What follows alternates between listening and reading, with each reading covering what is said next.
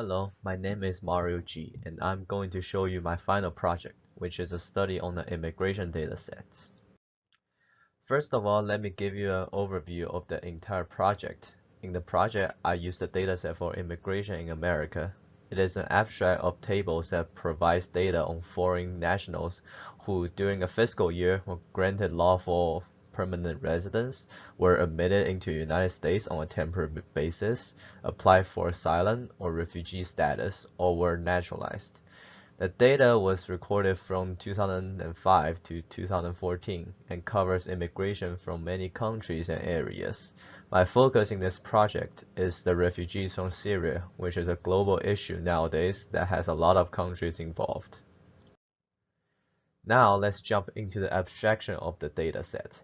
The definition of abstraction is a process of representing real-world entities in a simplified way after removing unnecessary information.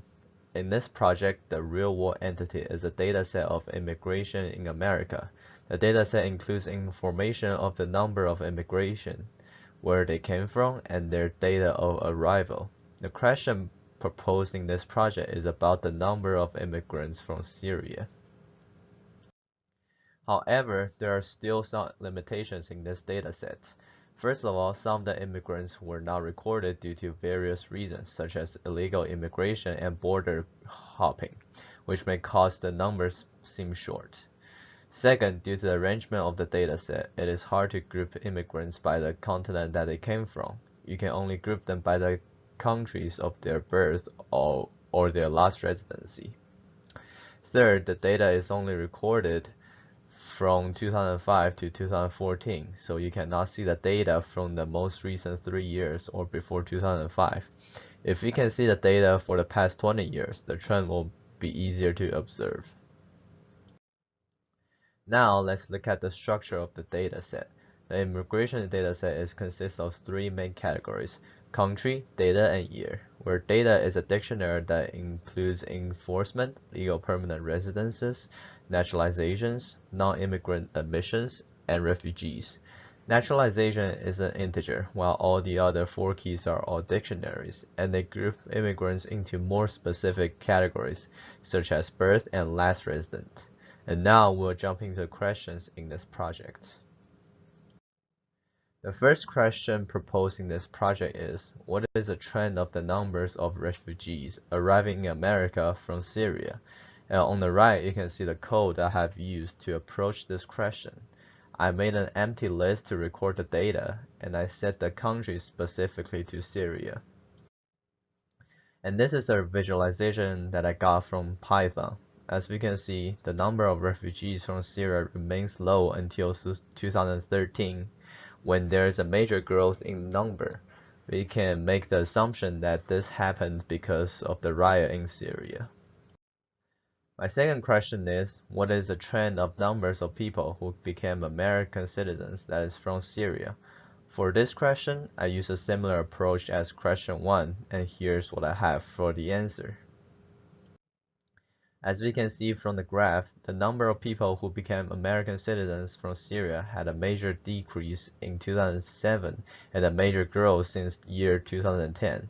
The trend of this chart has a similar shape as the one in the first question, and we can assume that the number of legal permanent residents grow with the number of refugees coming into the country. My third and last question for this project is, what is the relationship between the number of refugees from Syria and people that is granted American citizenship from Syria? This question asks for the relationship of two sets of data, so I used the scatter plot to approach the question. I created two empty lists to contain the data that I need, and created a visualization using both lists. Here is a scatter plot that Python has generated. As you can see, the number of refugees from Syria and the number of people that is granted American citizenship from Syria has a close positive relationship, which means when one of the number goes up, the other one goes up as well. This graph shows us that our assumption in the second question was correct. Now let's look at the social implication for this project. The stakeholders in this study are American citizens, refugees, the government, and lawmakers. When we face the issue of refugees, we have to keep in mind that providing protection and citizenship for refugees may affect the safety of the country, and we'll need stricter immigration policies to make sure that there are not too many people coming into America. This may heavily impact the decisions of the government and lawmakers. There are also some conflicts between stakeholders. First, refugees will seek for shelter, while home safety is more important. Second, American citizens may have different opinions on refugees, which is something that the lawmakers should consider. Third, whether other countries should be asked to take responsibility of accepting refugees is another important question to consider. And that's it for my final project. Thank you very much.